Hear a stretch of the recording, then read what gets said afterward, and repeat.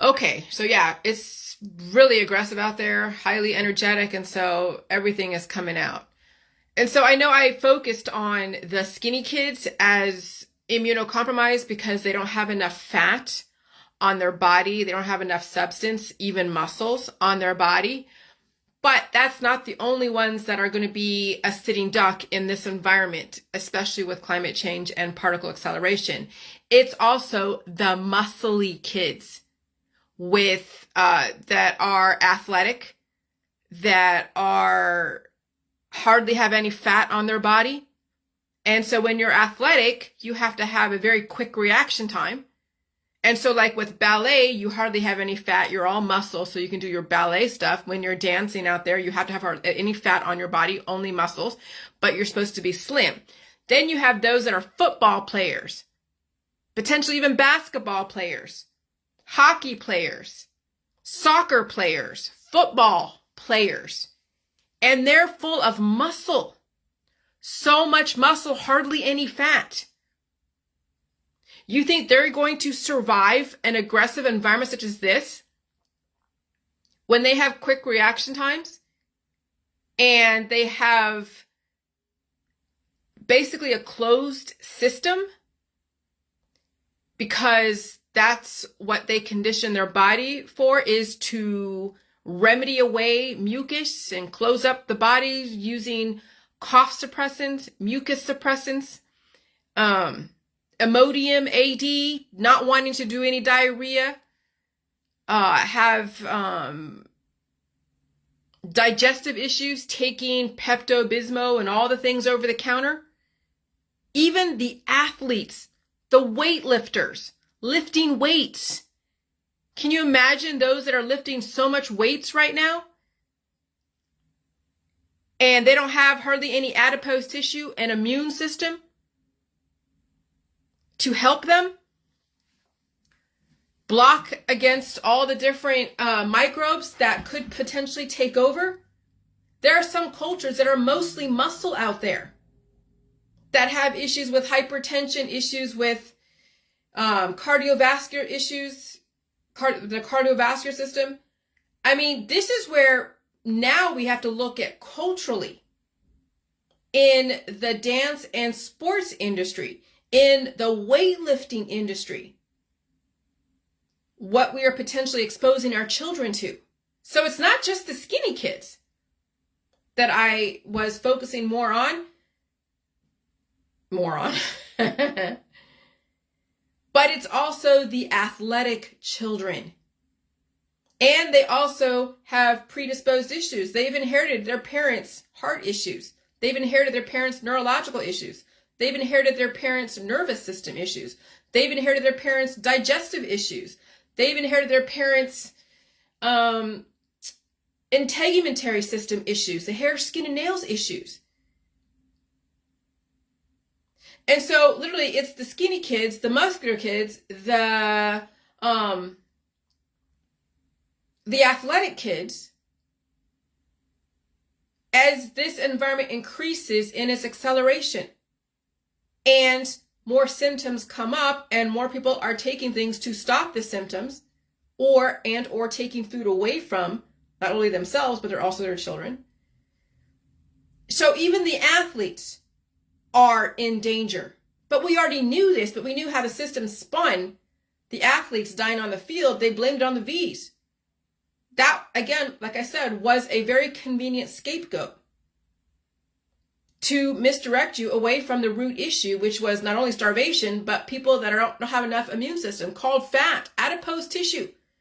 When I posted that article or that video about the need for adipose tissue, the fatty acids that are not only absorb the shock between the skin and the bones, but also serve as an immunological barrier for the innate immune system. So it could signal to the rest of the body that it needed to produce proteins because it was under attack because of an opening, because of instability. There was foreign microbes and instability in the atmosphere, and it needed to produce proteins. And so, yeah, when you have your body triggered like that, because you now are under attack by so many microbes and you don't have enough immune system, enough protection, enough fat. Your body produces proteins like that. It clogs up the arteries and capillaries, and then athletes and even skinny kids, skinny kids, and anyone immunocompromised will not survive a heart attack or stroke, because a heart attack or stroke is like a defibrillator. It causes the body to go into an immunological electrical response to then force that clot or whatever it is through the system.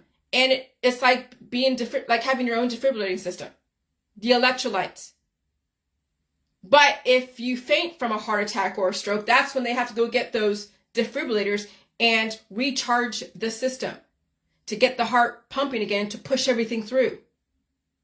But even the athletes, and I'm telling you, there are some cultures, I don't want to say too much, but we know that there's some cultures that were bred to be extremely muscular, hardly any fat. There is hypertension in the background as far as their predisposed issues, cardiovascular issues, high blood pressure and low blood pressure issues, sickle cell anemia.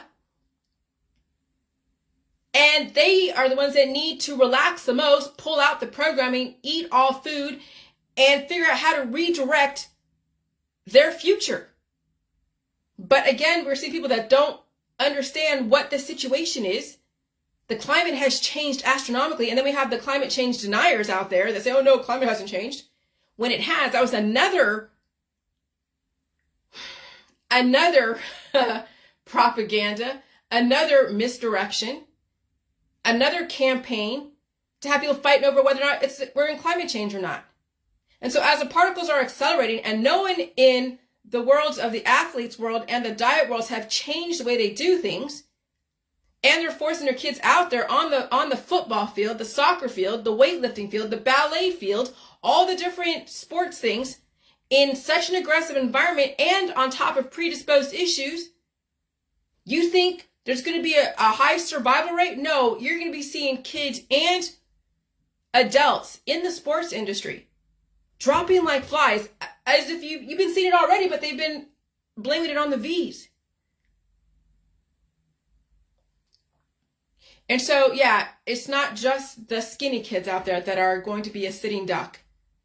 It's not just the sexualized kids, the skinny kids that have food withheld for them because of all the food intolerance. It's also the athletes, the weightlifters, the ballet dancers, the Olympians, the marathon runners, the hikers. It's pretty much everyone that's been groomed for all the physical stuff. And as the environment increases in its intensity, you'll see a lot more people afflicted. And I'm sorry if that's like, if that is offensive to those who have invested their whole life in the sports. But if you want to survive all this, there's got to be a way to change. If you want to survive, or you just die on the field. But that's the rapture when you think about it. If you think about it biblically, that's the rapture. Is that people's lifestyles and belief systems don't change, but the environment has changed. They don't realize that the environment outside, the climate, was the major influencer in their maturation rate, their evolutionary rate, the sickness rate, all the cancer, disease, and chronic illness and autoimmune disorders, even the intellectual capacity, and then how you deal with instability and symptoms.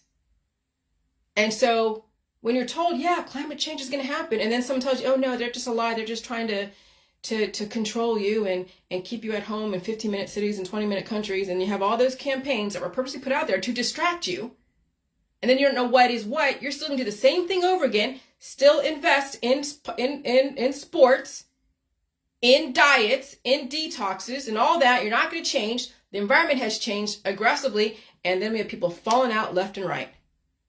Again, that was all by design.